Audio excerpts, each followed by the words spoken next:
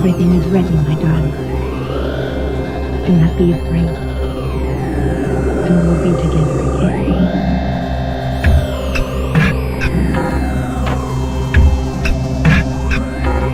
Hello, double L-I-V-O-P spells lollipop. This sandwich tastes as dry as hell. And you're not just a funny guy. You're a lame brain, too. This is all the whiskey you possess? You still believe in ghosts, pea-brain. He's a closet! He's a closet! He's a closet! Hello and welcome to... Oh wait. Let me make sure I got my backup going. Okay, now the backup's going. Alright. Hello and welcome to Hello, This is the Doomed Show. I am Richard, and I am joined all the way from... Italy. Somewhere in Italy, Jeffrey. Hello, Jeffrey. My name is Stefania. I think you mean this is Hello, the Stefania Show. Hey! Folks, we are talking about Antonioni's blow up. Just kidding. We're talking like about my career, it blow up. We're talking about Federico Fellini's 8.5. This movie's 8.5 hours long. Pretty close. No, we have had a listener request, which I've been denying and pretending didn't happen. David Ladd, our precious friend, said, please cover Fatal Frames. Okay, and I said no. But I am also the listener who's been requesting Yes. this for years. And Yes, you even have longer. steadfastly denied me. But now, since somebody else says it, now we got to do it. Okay. But, well, hey, basically, both of you wore me down. Both of you collectively frickin' wore me down. So, no, it all came together. Well, I'm ready. Oh, my God. So, Fatal Frames, 1996, directed by Al Festa. That's not his real name, is it? That can't be. All I know is that I used to drive an Al Festa, but I traded it in for a Scion. Heyo. So LOL. Al Festa, I don't know. I guess it seems to be his real name. He is married to the ingenue of this film, our leading lady, Stefania Stella. What can we say about him? Oh, interesting. He does music. He's a composer. Yep. Oh, whoa. He composed the score for Zombie 4. Mm-hmm. He also, though, wrote a song that was in a Luca Guadagnino film, A Bigger Splash, from 2015. Interesting.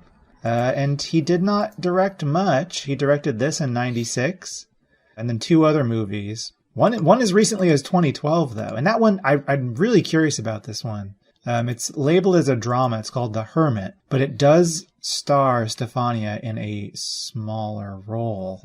I'd be very curious to see how she's doing today. Well, I was watching clips from a film with her called Psychopathics. Okay. Where she plays Gypsy of the Farts. Oh, no. Where she's got some kind of a weird cloak with holes for her boobs to stick out. And then she's got a bunch of tin cans around her neck. And she tells this fable about someone who was trapped on an island and could only eat beans. Oh, no. And in the whole clip, I just kept waiting for the fart sound effects, but they never came. Oh, wow. But that was before. That was before Fatal Frames. The year before. And it's on the opposite end because it's not even movie length. It's 55 minutes long. What? Yep, I would trade that for this. Well, that sounds good. I'll have to check that out. So this whole film, I mean, I don't really know anything about the history of it. No, I don't either. It seems just like it is Al Festa clearly loved, he's the writer of this film, or he came up with the story at least. I guess there are 2 other writers. There's a dialogue writer and a screenplay writer. And is this their only credit? No, the dialogue writer did did Psychopathics, in fact. So yeah, it seems like Al Festa liked giallo films and wanted to make his own, except only 3 decades too late. Right. 96 is a very weird year for a giallo. Oh, it's a weird year for Italian cinema, period. Yeah. But it seems like this film, even though it definitely, I mean, I think it, in a lot of ways, it is, I mean, it's a giallo. I mean, it's a proper giallo plot-wise. yeah, I think so. You know, it's definitely got this 90s grime that is even weirder and grosser than like the 80s Italian grime, and cheaper too in some ways. But this seems mostly to be a film that, if not trying to launch, is trying to confirm Stefania Stella as the Madonna of Italy. Whew. It's a star vehicle. Yeah. Yeah, she's in the back seat of an Alfesta. It's a 4-door Alfesta. But for as much as the movie seems like organized around her, like she is a pop star in real life, and she plays a pop star in this film, and it is all about the directing of a music video of hers in Rome. Yep. She's not really in it that much because she can't be in it because she's not an actor. Oh, she's in it, and she does some great stuff. Oh boy. Whew. We'll talk about some of this acting when we get to it. I am drinking tonight for the first time in a long time in Doomed Show history. I actually have some Italian liqueur called Tuaca, and it's delicious. So I'm wasted, bro. Well, I'm glad you're joining me. Close listeners will know that they heard the snapping open of a beer can right as we started this episode. I'm drinking a fine Molson Canadian. Ooh. Because it was what was in my fridge. Molson Canadialia. I have in my notes to make an Alfesta car joke, and I think I've accomplished that. You did that. Time to go. I found a very brief Italian trailer for this one. It's unlike usual giallo trailers. It's under 3 minutes. And it's 30 seconds. I'm going to drop in this lovely, lovely trailer, which is mainly just a voiceover guy saying the names of all the semi-famous people and also famous people in the movie. So here it is. Stefania Stella, Rick Gianasi, Ugo Pagliai, David Warbeck, Alida Valli, Giorgio Albertazzi, Ciccio Ingrassia, Linnea Quigley, Rossano Brazzi, Donald Pleasance, effetti speciali del premio Oscar Steve Johnson in un thriller senza fine. Stefania Di Giandomenico presenta Fatal Frames, fotogrammi immortali, regia e musiche di Alfesta, l'estremo limite del brivido. I think it is telling that the entire plot of a 2 hour and 5 minute long movie could be condensed into 30 seconds. Yes. Because there's not a lot going on here, really. It is just sort of stretched out. So I have I have an editorial review from Amazon. I don't really have anything else to go by here. I gave my DVD of this to Brad, which he's been too scared to watch since I told him all about it. And since I am a shill for, stuff I did, I covered Fatal Frames in this book I have here. That could be butt cheeks, but no, it's a book. It's Giallo Meltdown, a Moviethon diary, available on Amazon.com. And I covered Fatal Frames on page 165. Mm-hmm. And I won't perform it like I like to do. I like to, get up on a box of... An apple box, or maybe on your high horse. I definitely have a box of little high horses. But the last sentence I wrote is, I hate gialli now. Wow. So yeah, check the book out. I definitely talk about this for several paragraphs. I believe it. In fact, I know it. I have the book. Oh, as opposed to the several hours you and I are about to spend going through this. Listen, I think even though we are prepared to go through this bit by bit, I don't think it's going to take us that long. All right, so I'm skipping the editorial review. Let's do this. Let us embrace this special Lucio Fulci Award winner of the 16th Fanta Festival. Yes. That sounds made up to me, by the way. I don't know. Oh, my God. Man, this is great. Okay, so the film starts by sort of referencing another better film called House with the Laughing Windows, which ironically, Jeffrey, that was the first film you and I ever talked about on Hello, This is the Doom Show together. That is, I don't know if that's irony, but it is a coinky dink. I looked up the definition according to Alanis Morissette, and it definitely is ironic. It's like 10,000 Stefanias when all you needed was a knife? A knife? Machete? A machete. Definitely a machete that you can hide in your cloak. Uh-huh. So we see this old grandpa-looking guy watching his home movies. Yeah, you know what this whole opening scene is? It's just about letting your grandpa watch his Jess Franco Desaad movies in peace. Yes. Much like my grandpa just wanted to watch Hard Bodies in peace. Which Brad Hogue got me for Christmas, and it was the most terrifying thing I've ever opened in my life, was a copy of Hard Bodies. If I'm ever a grandpa one day, that's what they'll say about me, but with screwballs. Yeah. Oh my God. No meatballs for you, buddy. Nah, too classy. So the grandkid, he's very fun. He's carrying around his trusty Thumper figurine, which every child had. And instead of running away and scared, or, he doesn't get punished by his grandpa, instead his grandpa's like, hey, come here, sonny. Come here, take a look at this horrible snuff film I'm watching. Yeah, I mean, it's a woman who's strapped down to... I mean, it really looks like a scene out of Jess Franco's Exorcism, Yep. It's just a woman strapped down and being, cut with a knife. And the grandpa is just, into it. He's just laughing and cackling and not masturbating, but, mentally he is. Yeah. He has some circulatory issues, so he's just enjoying it mentally. Uh-huh. After this kid is forced to watch these horrific films, we cut to I mean, sorry, I'm losing more it specifically than that, it is a match cut. If we have a few match cuts in this movie, this movie does try, right? I've seen theories about the editing of this movie. Okay, I'm interested to hear them. Well, this first match cut is amazing. It's the child's hand as he has just dropped his thumper. He is trying to get away. He throws his hand into the air, and it match cuts to an adult backhanding a woman in a back alley. Yes. And Stanley Kubrick wept when he saw this. Cause Why? He's like, it's so beautiful. He's like, what have I done?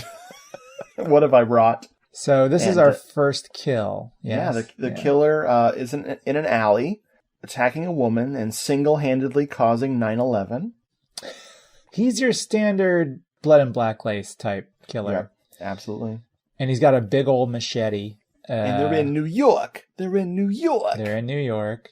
The machete has, it's pretty powerful. It, decapitates this woman as he's, just whacking away at her. But the sound effect work in this movie overall is very poor. Here it sounds like a trash bag full of loose meat that's ripping open every time he hits her. And this movie will, as we will see very soon, fulfill your desires by being mostly ADR'd, if not exclusively. Yeah, all ADR'd. So much. Which is peculiar, because we have a lot of special guest appearances in this, and some of them do not do their own voices. Because they're dead. Oh, yeah, we'll get very to that. dead.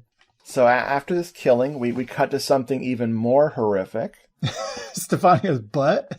Dude. Her signature thong underwear, which she, I believe, is permanently attached to her body, as we'll see later.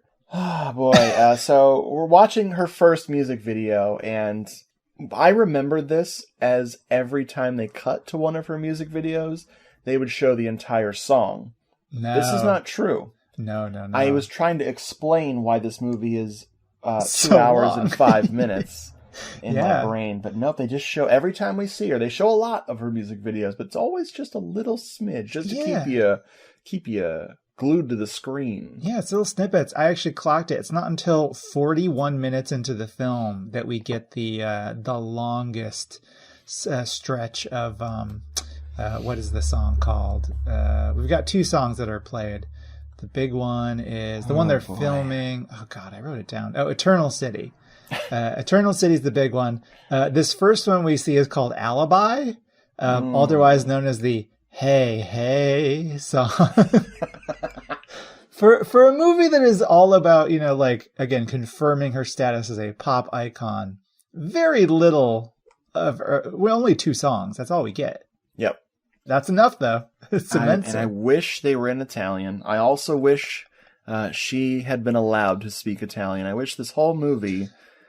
No. I mean, obviously the dubbing is great, but man, her...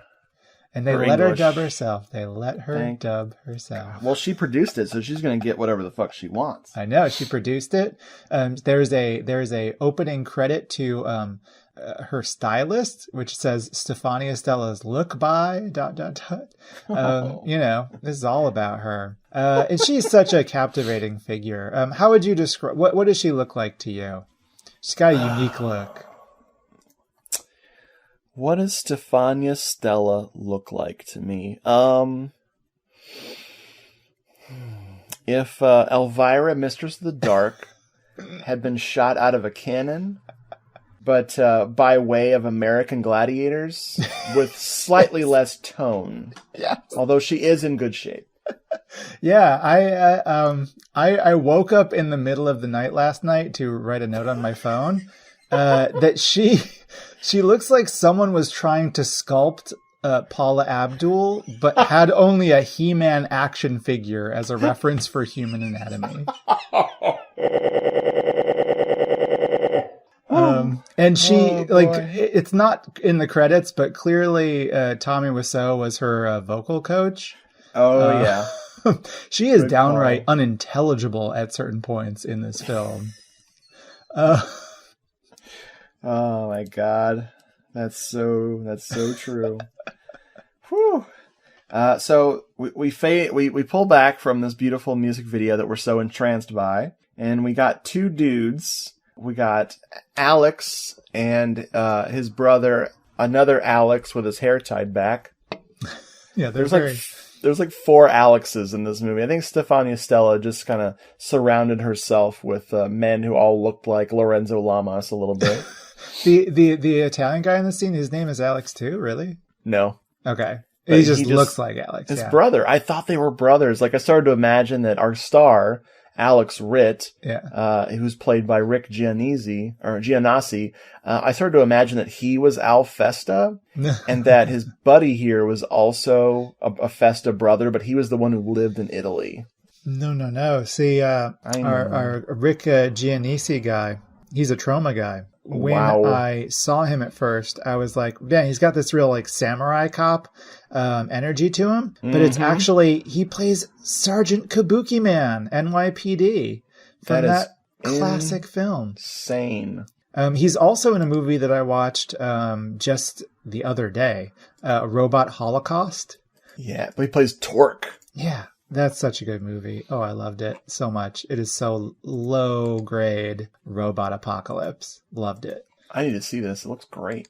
Yeah, Scorpion just put it out on Blu-ray. That's why I watched it. And I immediately bought it because great. Good job.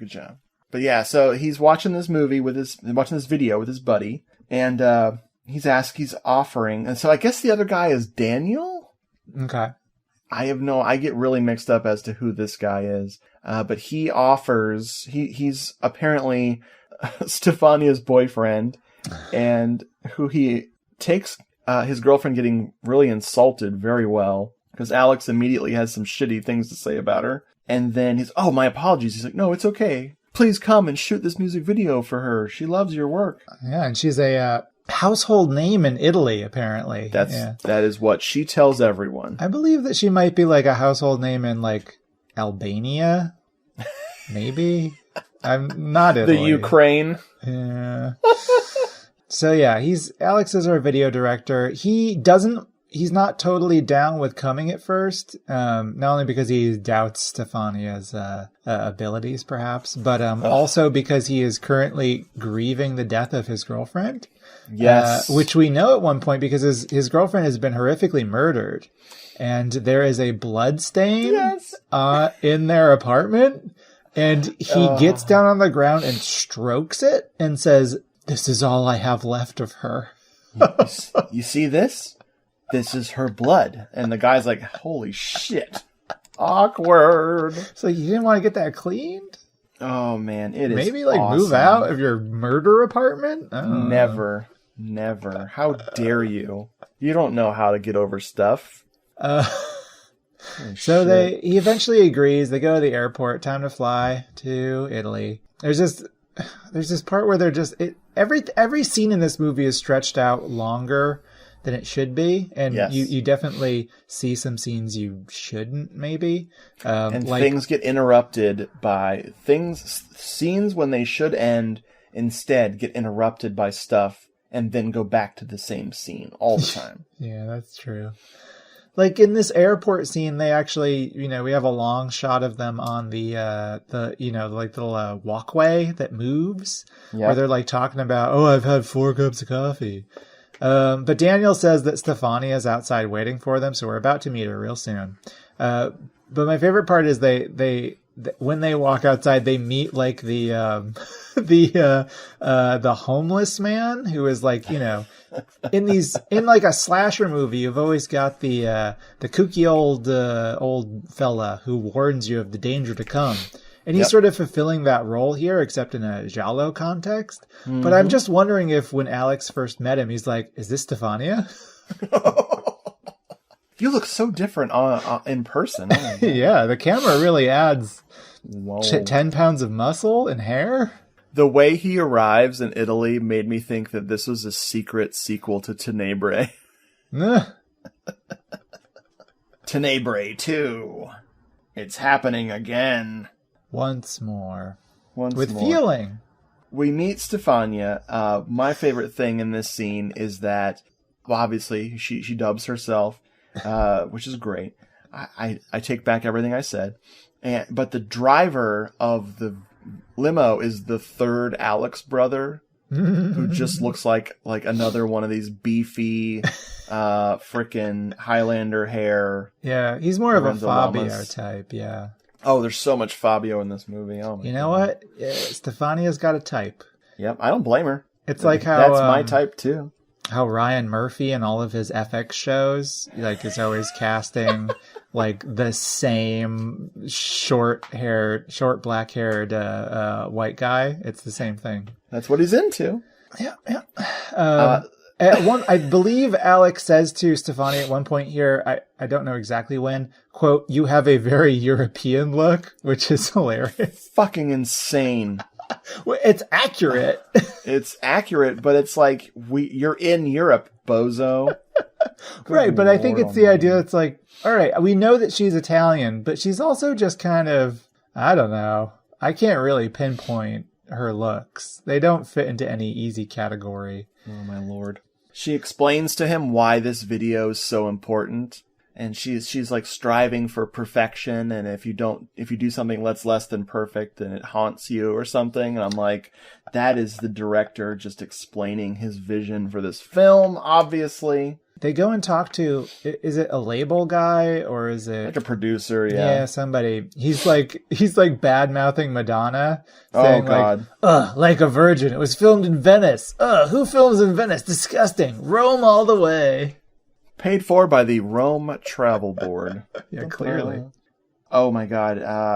There's a line of dialogue where Alex refers to her as like a very deep person, and she says like, "I like being described as deep." And I'm like, yes! This is In so what wonderful. way? Exactly. Oh my God. I like it when they call me thick. They want Alex to get started immediately. They want him to go to the set and see everything. And so he goes to where they're going to shoot the video, and he meets Greta, the rude dancer. Well, there's 2 dancers. Greta's, I think, the nice one. Oh, okay. I thought she was mean. No, Greta is she's the backup dancer who's like ready to rock and roll. There okay. is they kind of look similar. There's Rebecca. Oh, it's Rebecca. Sorry, folks. Yeah. God help it. I mean, when you have all this eye candy, and the only person allowed to do nude scenes is Stefania Stella, I get confused because I can only recognize people when they're naked. Well, you don't have long to wait. We have the great. There's all these cutaways to little clips of Eternal City as they begin filming it. Oh, brother. We have this one scene where it's like 30 seconds of Stefania just on all fours in some fountain, or maybe this is the ocean. I'm not sure. The water's moving. Yeah, it's in the ocean. And she's just on all fours, totally spread. Oh boy. Ooh, But boy. wearing her signature thong. It's a thong, like, bathing suit, I think. I'm not sure. Who can tell, really? Yeah, it's intense. I guess those are the wake-up moments. Like, It's wake intense. up, wake up. Is anybody still watching? We're only, like, 13 minutes into the movie. My favorite thing is about Rebecca, the mean dancer, is that she's from Virginia. Mm-hmm. Yeah, he tries to guess what part of America she's from, and he gets it wrong. And she's like, no, I'm from Virginia. And she has this hilarious, very European, probably Italian accent.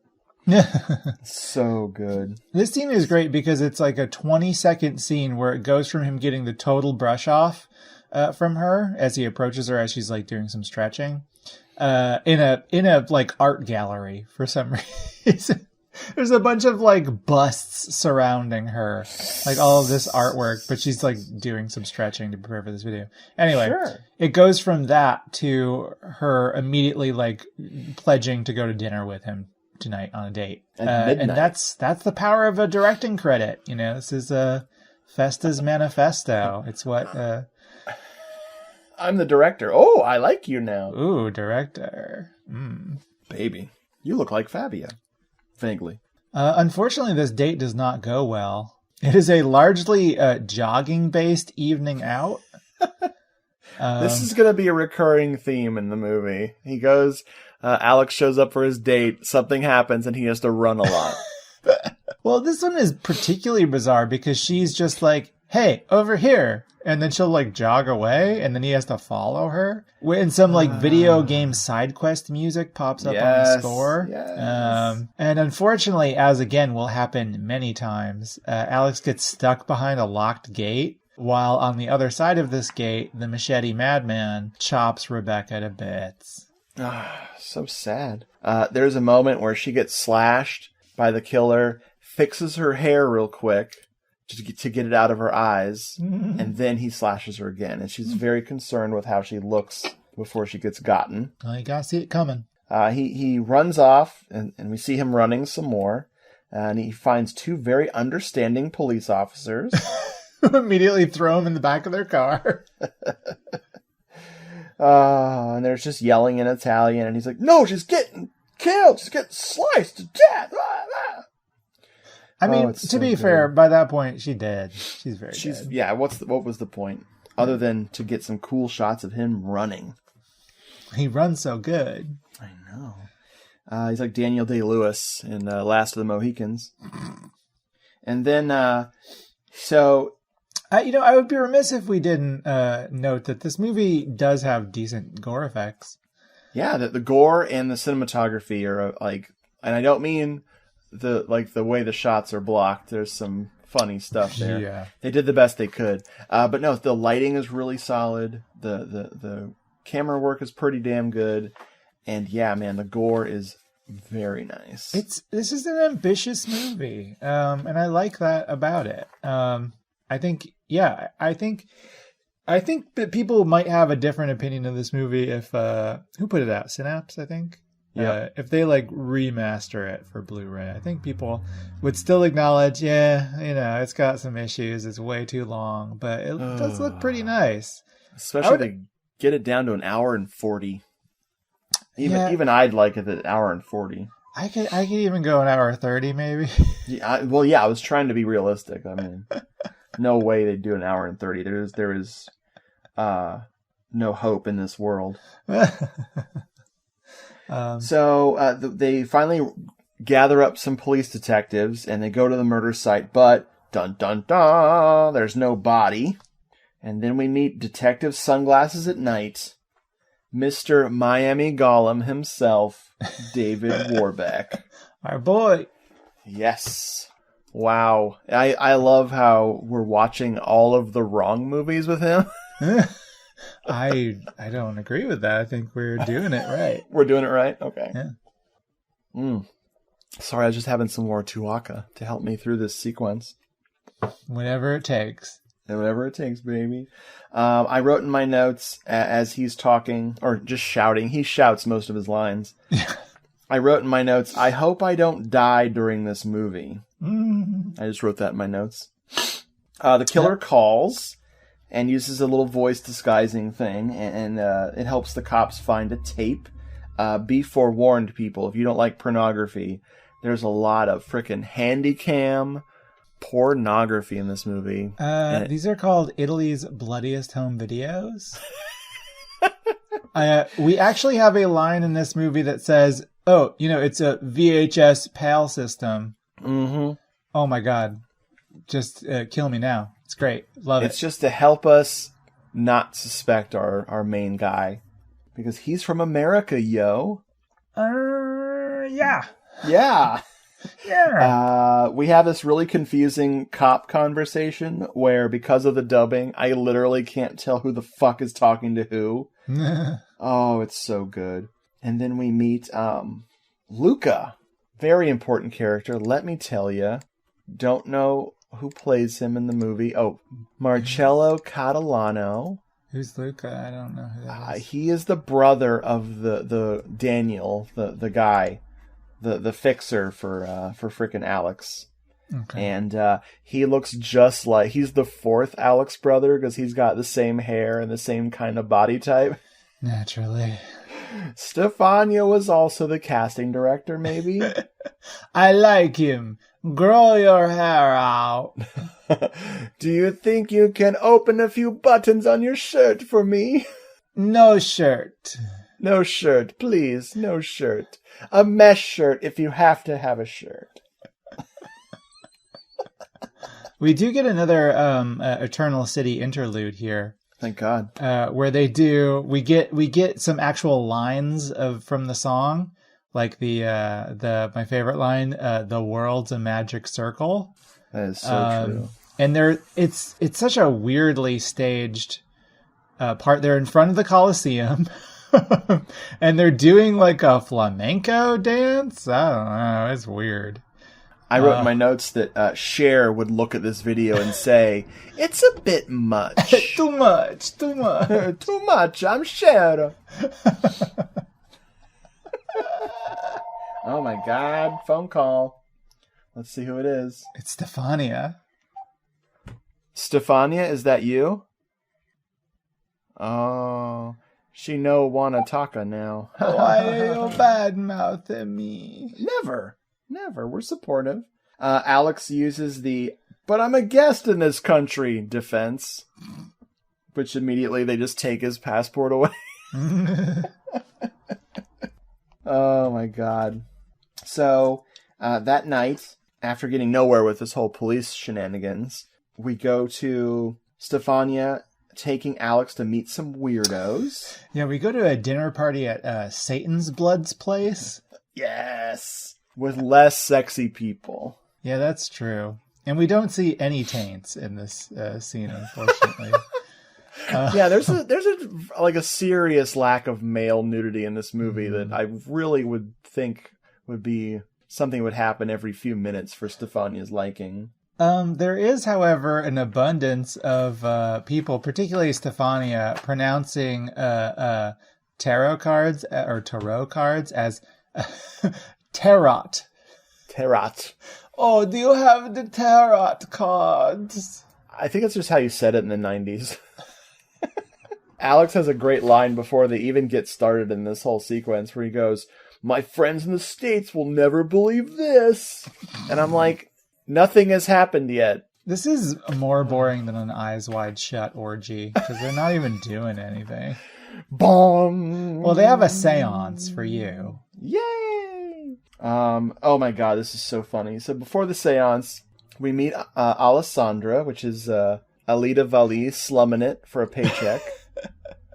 No, she didn't have to slum it for very long. No, she owed somebody a major favor here. And for some reason, and I think it was supposed to indicate a Suspiria reference, but Alex just is like, Christ, that woman is frightening. And it's the beginning of him treating like these horror stars kind of shitty in this movie.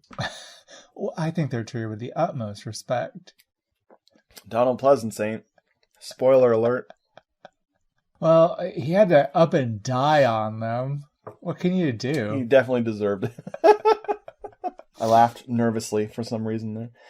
So then they meet Tamara. But before they meet Tamara, the lady's going to do the tarot reading. We see Dario Argento burning a painting. Do we really?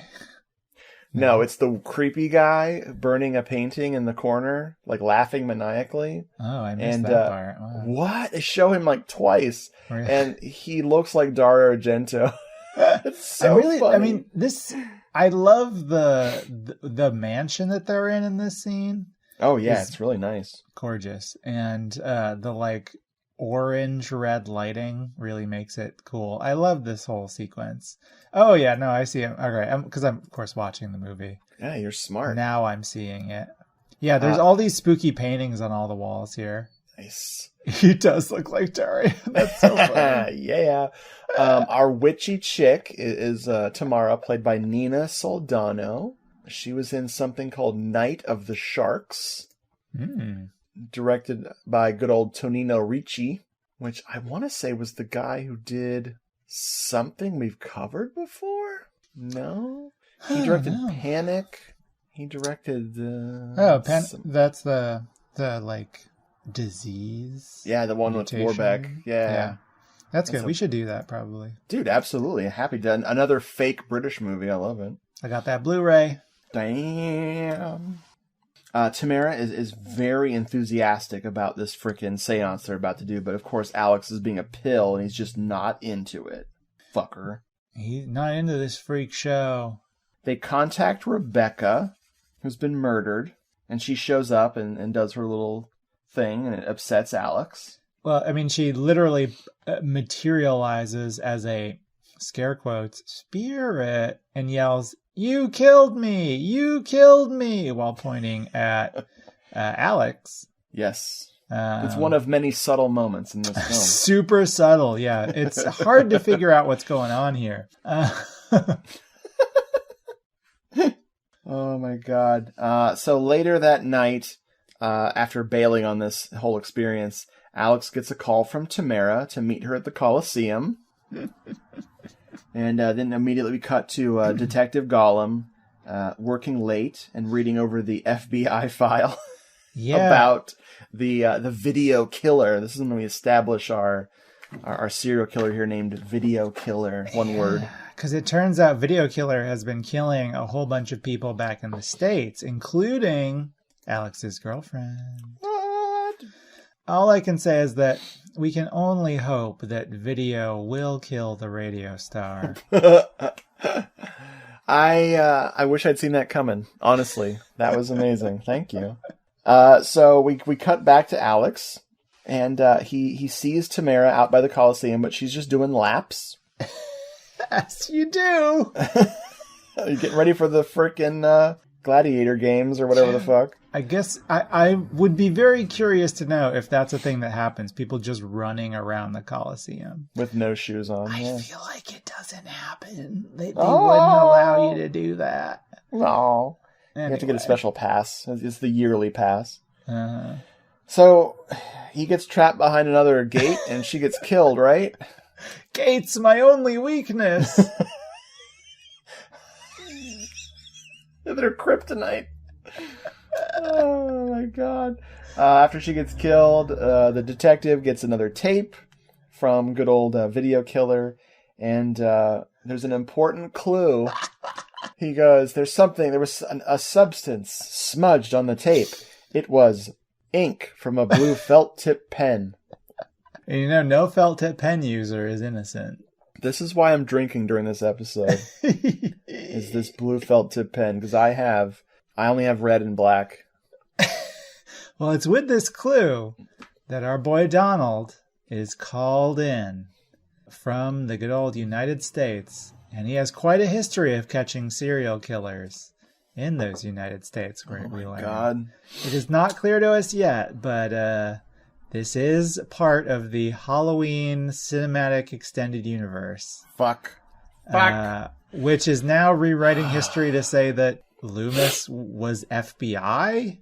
Yep. I guess. Okay. All right. And I'll tell you what, if this is Donald Pleasance did pass away the year this was made, I believe. And he's looking pretty spry for a 200-year-old. I guess. I mean, he's walking unaided. Yeah, I guess. They make him go up a flight of fucking stairs, and I'm like, listen, thanks, guys. We've seen him walk up, like, what is it, the Eiffel Tower or something? That's right. To throw down little demons. Little demons. Little demons. He used to have much more spry in him. That's a callback to our Paganini horror episode, folks. Oh boy! So the detective tells he tells Stefania about the death of Tamara, and her reaction is one of the funniest things I've fucking seen on film ever. It is deer in headlights hilarity. All right, I'm gonna do my impression of it. Please do.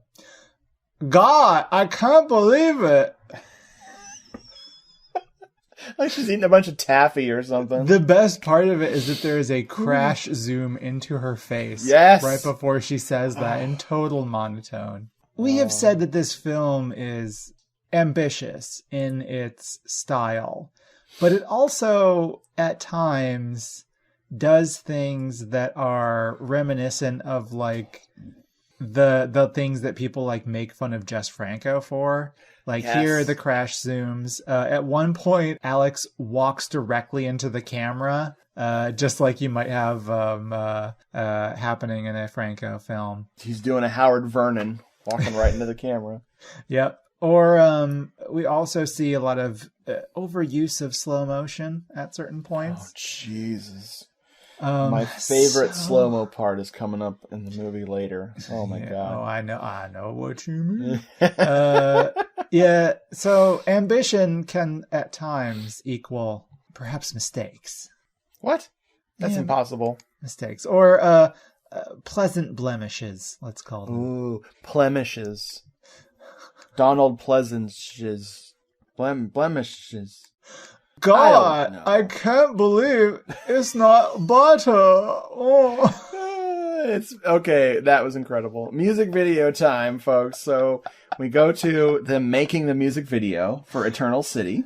And it's incredible. It's where Stefania's vision really comes into its own. This takes place in a fountain outside of, I don't know, it seems like it is probably a notable fountain. I'm not sure where it is in Rome. I'm positive they had to chlorinate this fountain afterwards, just to remove the bacteria that was introduced. From Stefania and her backup singers, who are just like ambling around in the background. They're just walking around the fountain. They're not really doing much. But this is, we really get like the bulk of the song. It's still not like the whole song, but it's a lot of it. Oh boy, this song, she just really goes for it. Like when she hits the big notes, it's hard for me to describe her voice. It's sort of like I was really puzzling over it. And I've decided that it's sort of like if Marlene Dietrich couldn't sing, but was very interested in like belting out like a national anthem. That's kind of what it would sound like. It's patriotic. It feels patriotic. Her accent is so thick. And again, you basically can't understand what she's saying or singing, rather. Oh, my Lord. But it feels violent. I feel like there's been violence done to me. God bless America. I'm not answering this. And heartfelt. Oh, she means it. She really means that the world is a magic circle. Yeah, and I think Al Festa meant it too. Yeah. When he made this film. I guess a cop and some judge or somebody shows up. Like a character I don't want to have to remember. You don't have to. I just don't know who this guy is. I know there's some other semi-famous dudes. I want to say it might be Ugo Pagliai, who's a very, prolific frickin' Italian actor. Doctor, I am Ugo Pagliai. Oh, that's a good joke.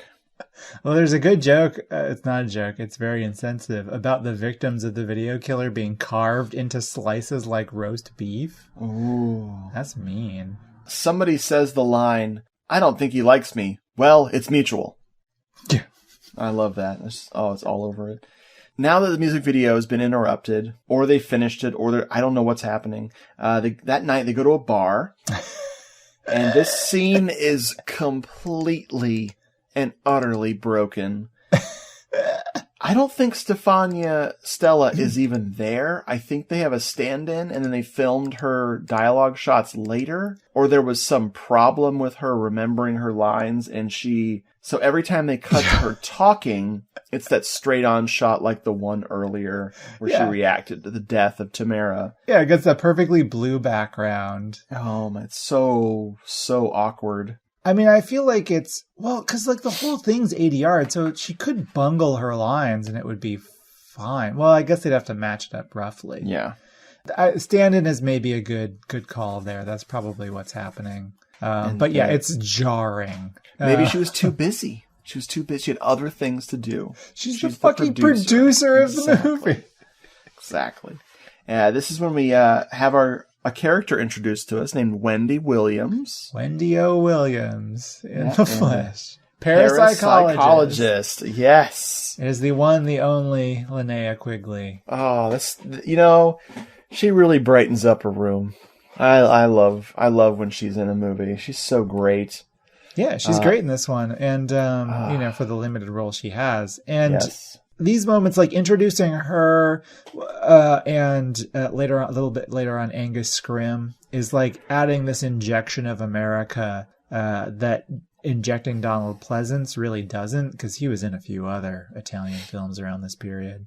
So it feels it's again sort of jarring to have these special guest appearances from all of these people. Some of them more associated with Euro films and others who are not. Like, they flew Linnea over specially for this thing. Which adds to my theory about this film, which I'll talk about later. Okay. I'm saving it for the end. But she tries to offer her business card to Alex, who thinks the whole thing is ridiculous, but he reluctantly takes her card, so in case he needs some parapsychologizing later, he can get it. And I think we cut back to detectives talking. Yeah, they're watching some of the Video Killer's greatest hits. Oh, boy. And at one point, so Donald Pleasance is dubbed here with someone who is not Donald Pleasance. Yeah, and not even trying to do a Donald Pleasance impression. No. They do a voice that's really gruff and sickly sounding to make him sound old. Close enough. Just old voice. They're looking at this video of like these mutilated corpses, and the Donald voice goes, looking at one of them, "Oh, she was so beautiful." It's like, that's a corpse, dude. Exactly. She's so innocent looking. I'm like, yeah, okay. We cut from this to Alex and Stefania on a date. We have not established they're seeing each other in any way. They're just out to dinner. And I wrote in my notes, "Help. Please help me." Please help Stefania cut her steak. She can't do it. She's just moving it around on her plate. That's what I was referring to. Absolutely. Usually the boys do it for her. Oh my God. They go back to her place and they have a little bit of a conversation before she's instantly naked. Naked except for her signature thong that she's wearing. Can't lose it. And, boy, oh boy. So they're having sex with their underwear on. Uh-huh. And while they're dry humping, they keep cutting back and forth to someone jogging. It's this Linnea, girl jogging. No, it's not Linnea. Who is it jogging? Do we know? I don't know. Is it Greta, maybe? It could have been Greta, yeah. Maybe it's actress. Okay. My favorite part about this scene is that while they are making love, Making the sex act. They're making the sex act. Stefania's music video is on the screen in the background, and she is literally positioned so that she can watch it while she's having sex. Oh boy. Yeah. I love when someone's psychology just reveals itself so blatantly in the movies. Love it. Oh, the dry humping. So then, Detective Gollum gets a phone call from someone named Mr. Fairbrain, who sounds like he's doing an Alfred Hitchcock impersonation. It's really funny. I love that name. He is a Broadway producer. Yeah.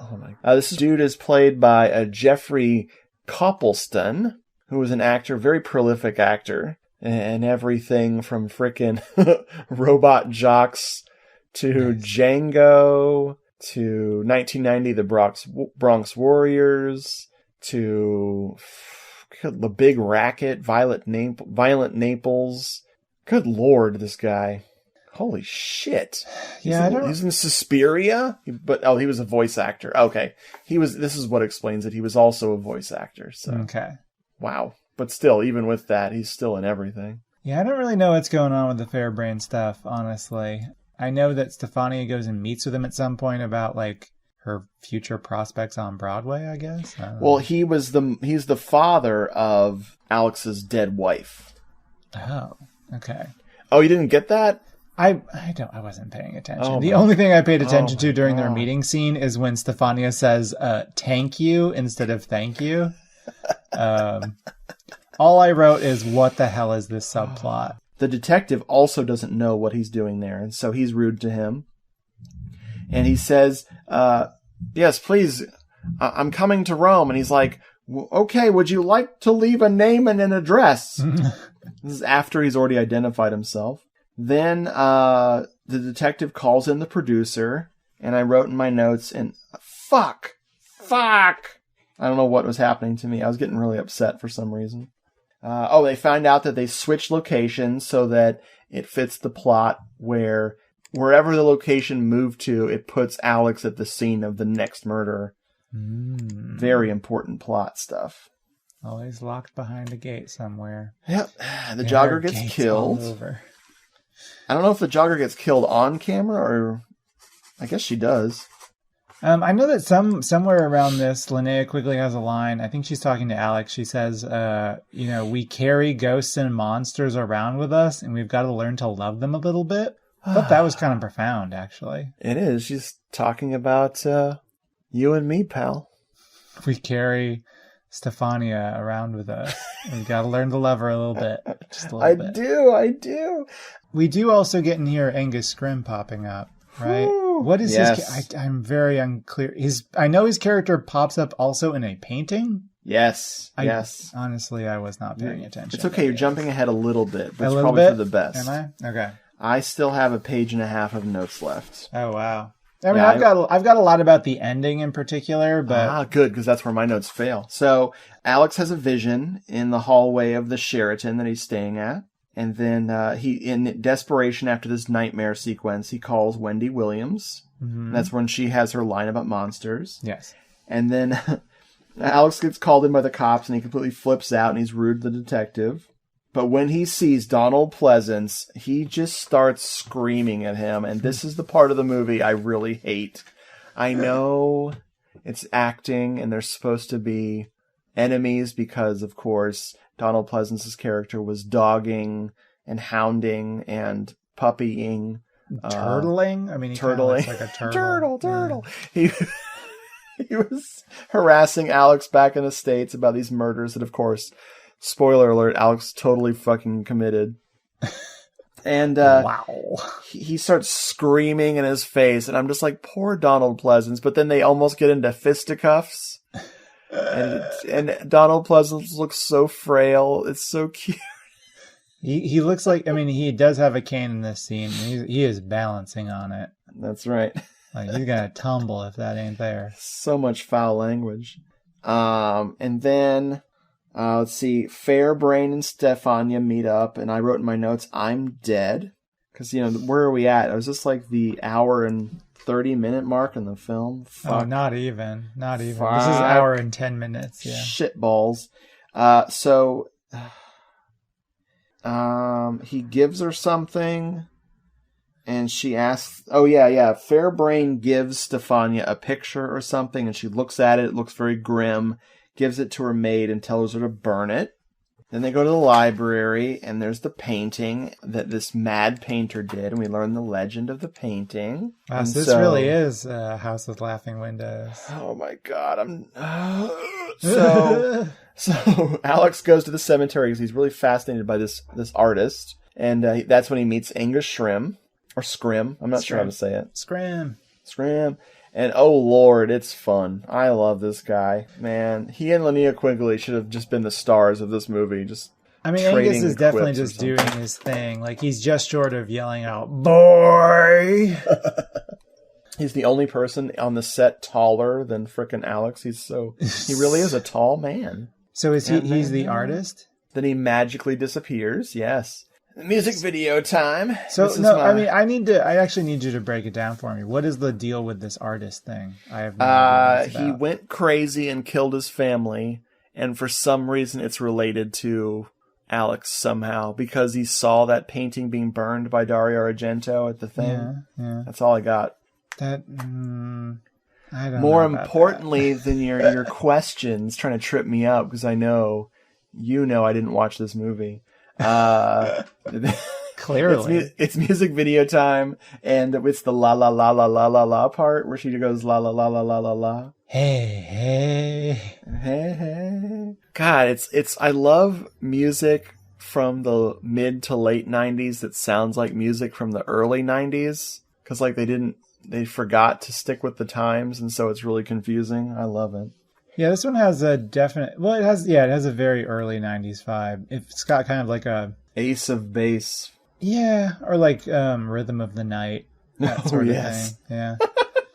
We cut to Mr. Fairbrain meeting up with Detective Gollum, and I wrote in my notes, "Someone please call 911." And that was for me. And someone says... Detective Gollum says, "The problem with this case is that there are no corpses." And then David Warbeck chews the fucking scenery like he had been stranded on an island with no food for 3 months. He chews that fucking scenery, dog. He's slapping the table all the time and screaming. And it's so funny. He's really Warbecking it up. Like right after this scene, we have a shot of our killer presumably lovingly caressing the hair of a severed head. Which, upon reflection, doesn't make any sense, like, once we learn what happens. What? How dare you? Is that just a fake head?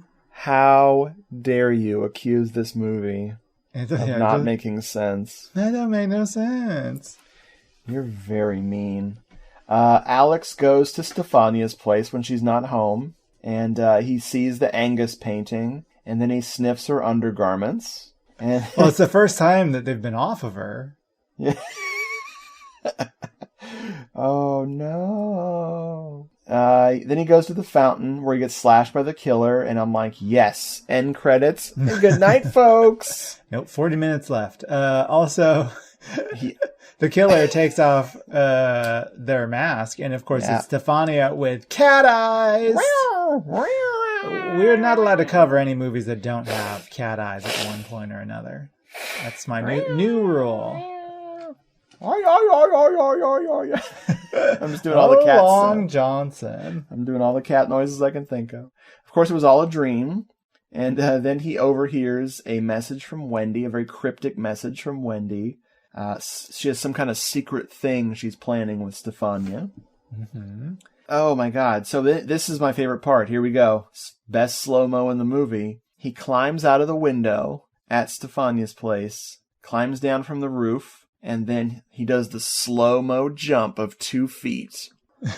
This is some real Assassin's Creed shit here. Holy shit, dude. It was breathtaking because I was throwing up. Parkour.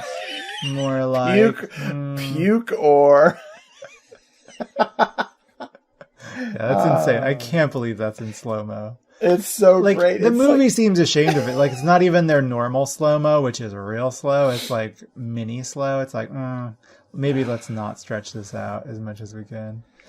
fucking Oh, boy. great. Oh, boy. He goes back to the Contessa's place, where he spies on Linnea Quigley and Alida Valli in a scene together, which blows my mind. So now we finally have the Creepazoids and Suspiria connection that Dario Argento is hinting at in the secret hidden messages in Suspiria.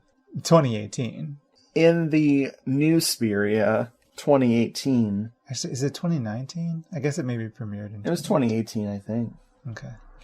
All I know is that it's universally loved by everyone. By me? Yeah, and by me. Yeah.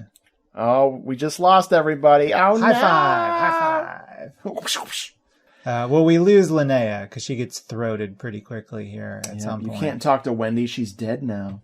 Oh, no. Oh, my God. So then the detective says, Detective Golem says one of my favorite lines, like, I can't believe it. The dickhead shot his own goddamn shadow. Because they're watching the tape and they're rewinding the tape and rewinding the tape. And sure enough, you can see what might be Lorenzo Lamas or Fabio actually filming one of the bodies. Someone with big hair. Very big hair. Well, who could that be? I don't know. Fuck, I'm confused. Nobody with hair in this movie. Somebody says, sometimes killers wear disguises. And then... And then Donald Pleasance calls up and says, sometimes you gotta die. Oh, fuck. So this police commissioner, who I forget who the fuck he is, goes to see the Countess. Instead he finds a bunch of evidence, pins it on that Daniel guy, and then makes him do the whole, if the glove doesn't fit, you must acquit thing. And right when he gets this guy, right when he's about to arrest this guy, that's when his detective pal, I'm losing it, Jeffrey. What do you call it when someone works for you that's a detective? Like your employee? Sergeant? I don't fucking know. His boss. He's a sergeant or some bullshit. He blows the guy away, completely shoots him for no fucking reason. And then they explain everything, that it was Daniel all along. And then frickin' faux Donald Pleasance calls from the airport. It's the biggest clusterfuck I've ever seen on film. They start the scene with him talking to a guy that we've met multiple times by having a picture of his face superimposed on the screen. A still image, yes. A still image next to David Warbeck so that we know who he is. And then the greatest moment in cinematic history that you were hinting at with the connection to the Michael Myers universe. Yeah, just play that shit. Play that audio. Play that sweet, sweet track. Done. Hello? That you, Bonelli? Professor Robinson. I'm calling to say goodbye. Now that your people have so brilliantly solved the case of the Italian video killer, I still have to solve mine in the States. When are you leaving? I'm on my way. I'm calling from the airport, Commissioner. I must be home for Halloween. Looks like an old case has been reopened.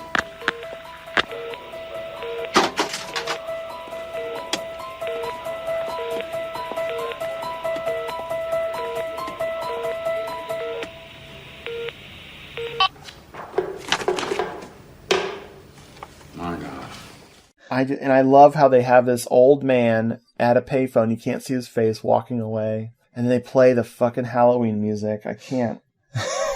Sadly, Donald Pleasance died on his way back to his home planet. Jesus fucking Christ.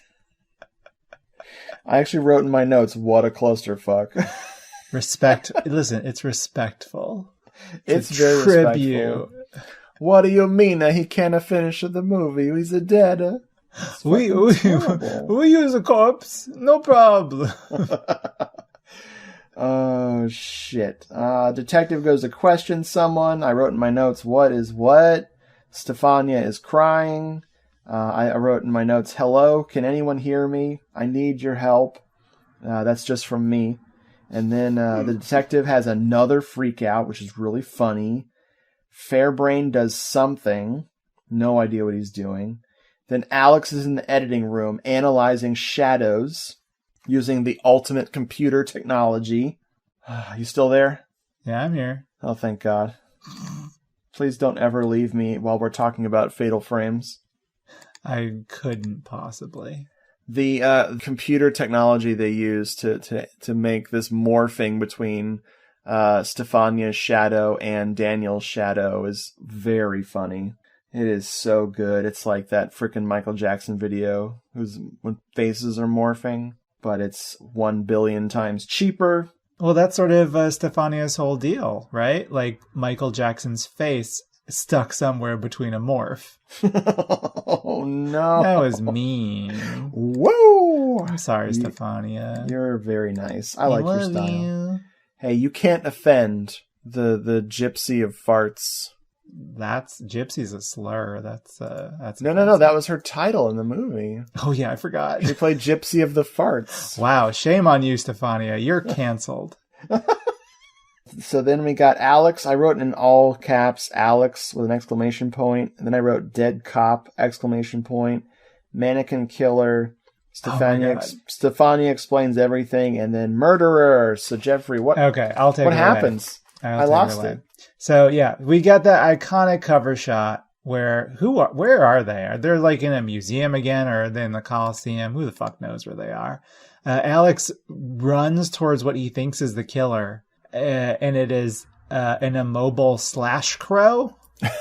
Because it is just the costume set up as a scarecrow, and he's dumb enough to tackle it.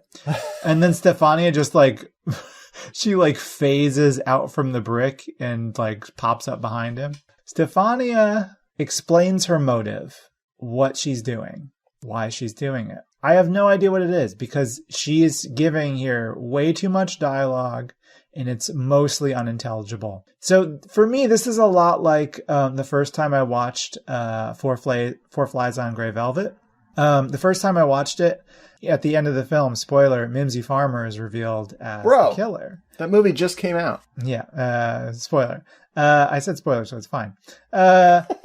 Mimsy Farmer is the killer. In the copy that I watched, the second she's revealed as the killer, it switches over to the Italian audio with no subs. Oh, jeez. So she's like yelling at the main character for like 3 minutes, and I have no idea why she's the killer. That's sort of my experience here. Although it is sort of, we get it at some point once Stefania is no longer speaking. Alex shoots her a couple times, but it's a fake out death. It doesn't work. I don't know why it doesn't work. As he approaches her corpse, or seeming corpse, which has like blood splatter on it, she like reaches out and grabs his arm, like, the death fake out, and then just says, disgusting, which is great. And then all of the dead women who have been killed here in Italy return as what? Ghosts? Zombies? No, they've never been killed at all. Because it turns out, as we notice, as our real murderer, Alex, experiences or hallucinates their faces morphing into the victims that they in some way have a relationship to. This is the rationale here. Alex's, so it's not his girlfriend, it's his wife, Isabel, was going to leave him. So he murdered her because he couldn't be having any of that, I guess. And then he decided, oh, well, that's a bad look. They're probably going to think I did it. So he murders a bunch of other people, random people, just to throw suspicion off of him, which, like, as the movie points out, did not really work at all. No. Very ineffective. And his rationale for all this is, quote, they were all bitches anyway. Yeah, great stuff. At this point, what I really notice is Stefania's really audacious crucifix necklace, which is as big and bold as she is. She takes a gun out from somewhere, maybe her thong, and very humorously holds it to Alex's head, threatening to shoot him.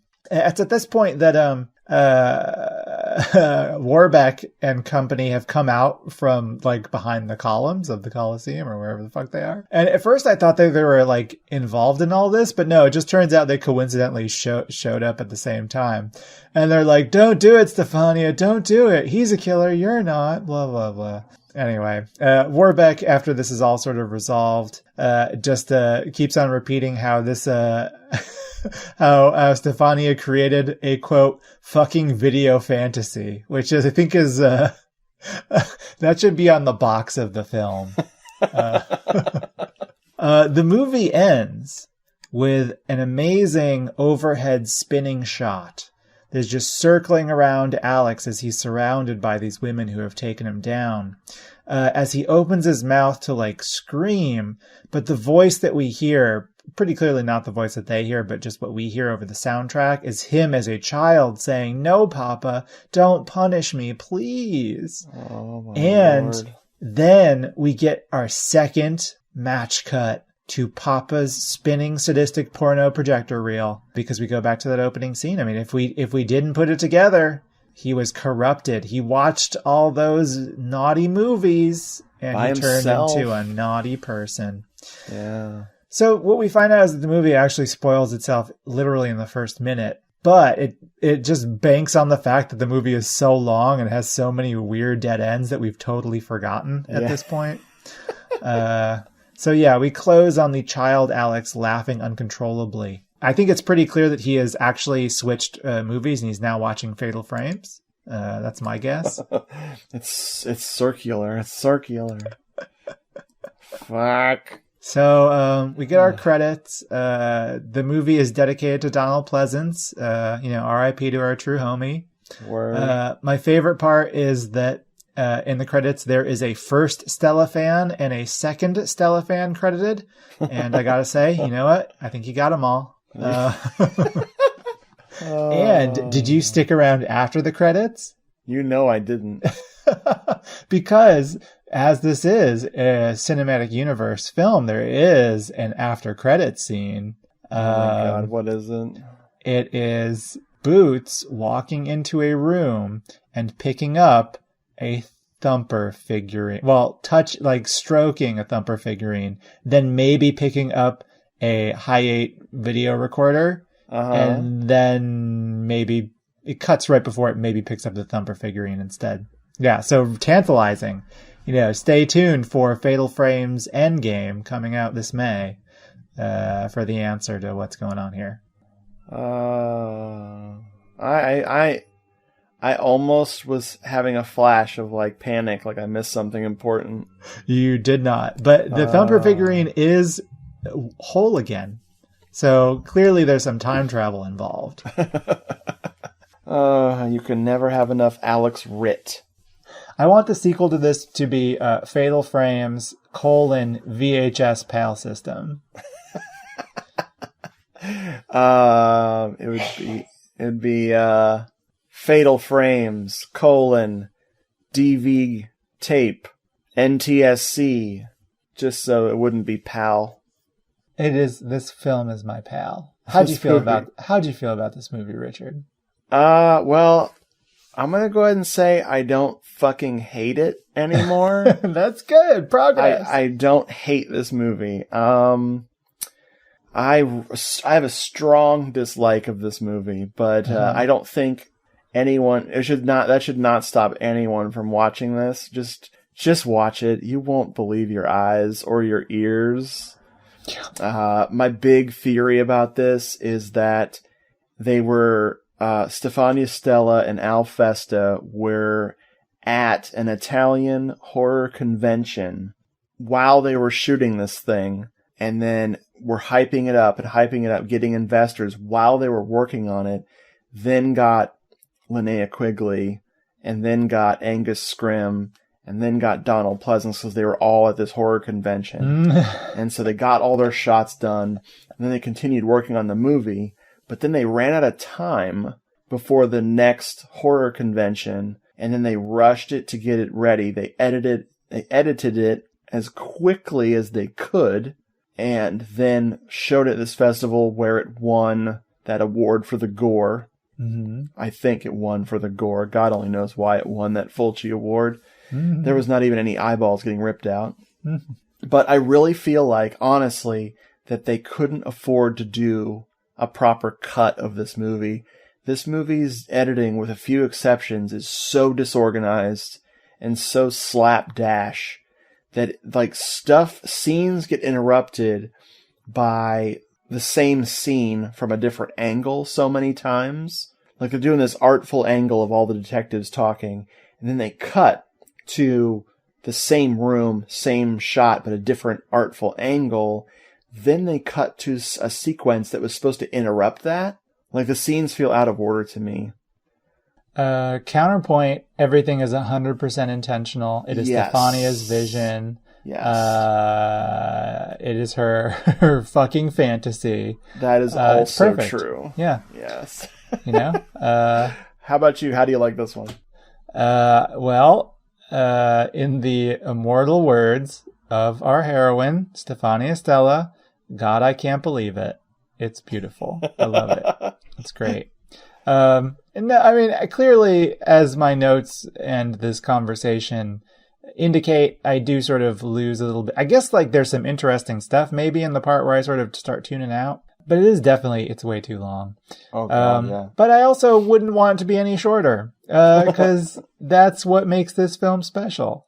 It is definitely, I think in some ways, I would call it, I don't even know if this is true, but it seems like it is true. It is, for me, the last giallo.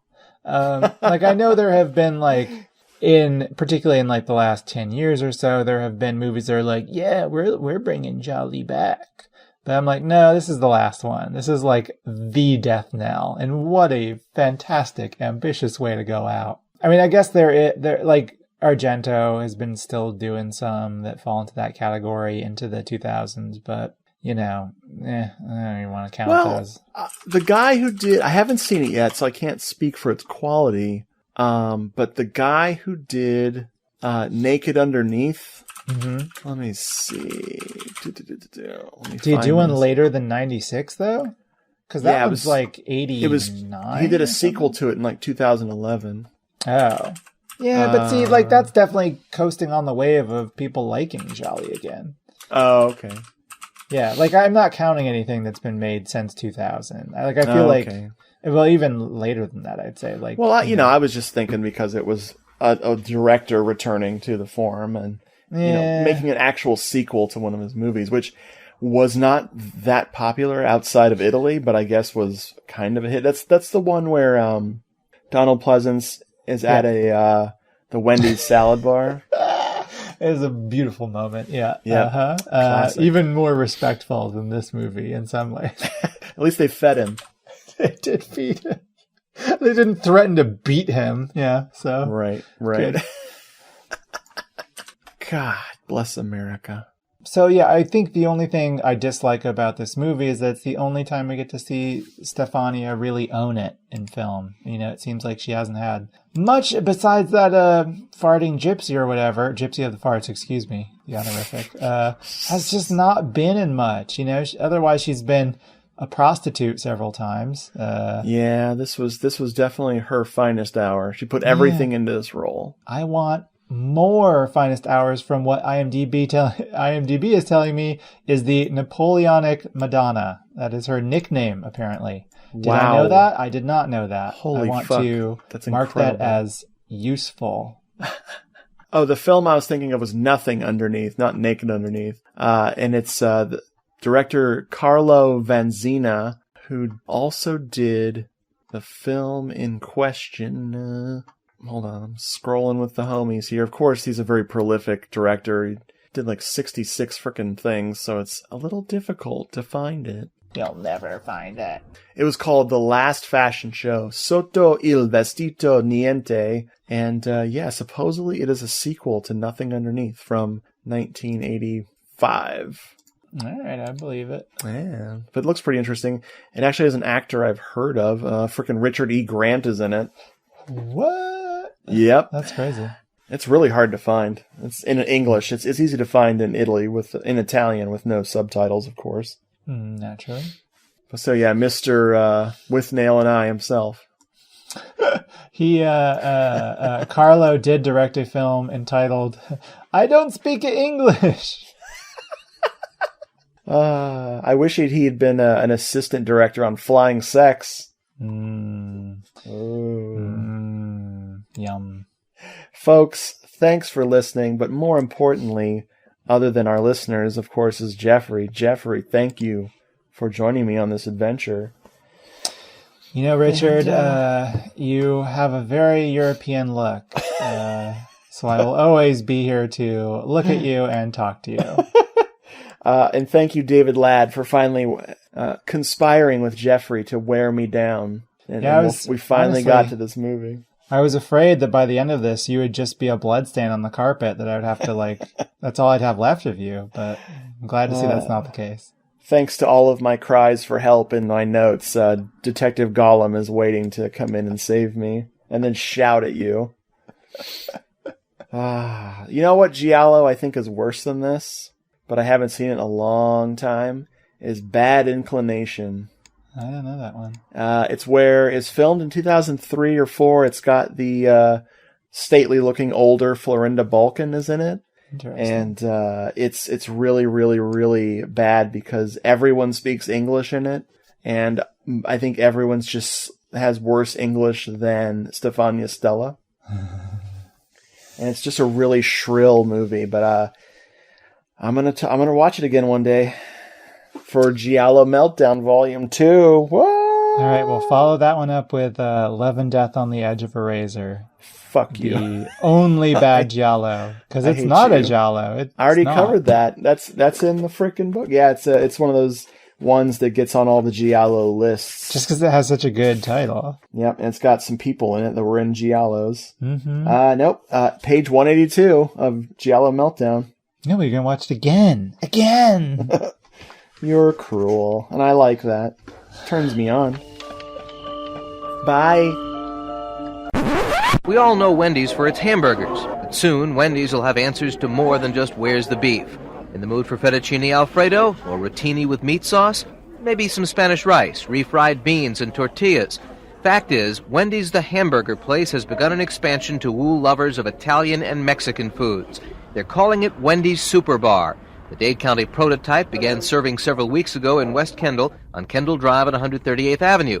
It's all you can eat, it's available 7 days a week, and is priced at an incredibly low $3.69.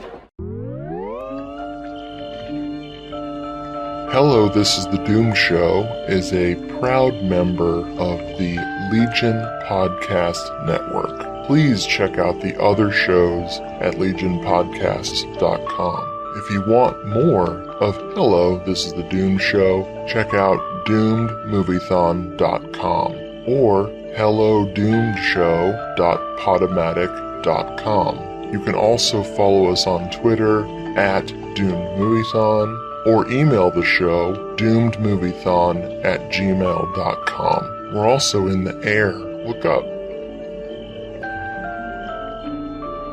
The bond between father and son has been magical throughout time. Precious moments spent together shape not only the son, but the father as well. Their contributions to the world will benefit all humanity. However, this does not apply to Dan and Brennan on the Corrupted Youth podcast. This father and son duo explore the latest blockbusters, classic genre films, and the schlockiest of Golden Age VHS rental store flicks in spoiler-heavy fashion. What a couple of dongles. If you'd like to hear Dan and Brennan's precious father-son moments flushed away like so many turds, listen to the Corrupted Youth podcast, available on Podomatic and Apple Podcasts.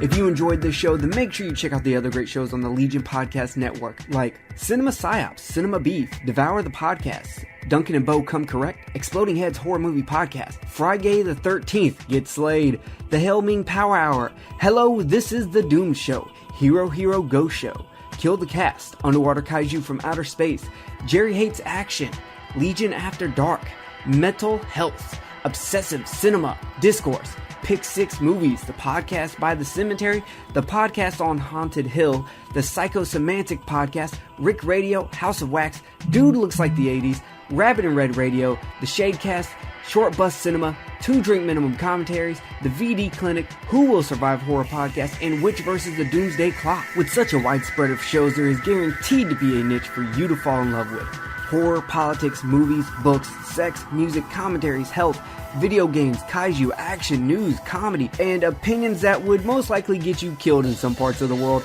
We are proud to bring you some of the best podcasting in the world. Check us out at www.legionpodcast.com, iTunes, Spotify, Stitcher, YouTube, and any other dark corner of the internet where podcasts can be found.